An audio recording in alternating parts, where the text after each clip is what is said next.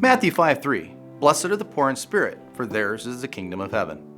Almost 2,000 years ago, Jesus sat on a mountain near the Sea of Galilee. Surrounding him were the 12 disciples along with the multitudes. Like their ancestors who had stood at the foot of Mount Sinai, they once again heard the voice of God speaking about the foundations of the kingdom of heaven.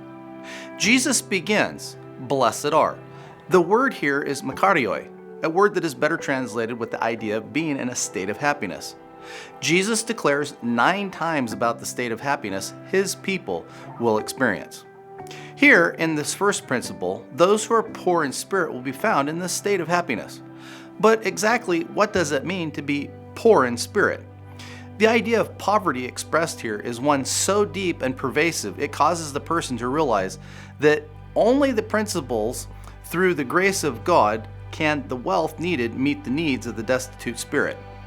This is the same type of spiritual poverty experienced by the publican in Jesus' parable of Luke 18. Here, the self-righteous Pharisee fails to see his true spiritual condition, while the publican clearly recognizes his state and will not even look up to heaven, let alone boast about being righteous. Of the two, Jesus says it was only the publican who went away justified. He had exchanged his spiritual poverty for the riches of Christ's grace. And it is still the same today. The kingdom which Jesus came to inaugurate can indeed be experienced today. It is present with us now. Happy is the person who realizes this and who understands their true spiritual destitution. Come to Jesus just as you are, blind, naked, and poor, and you will find Jesus running to meet you with his arms of love wide open. He will wrap you up in his robe of righteousness.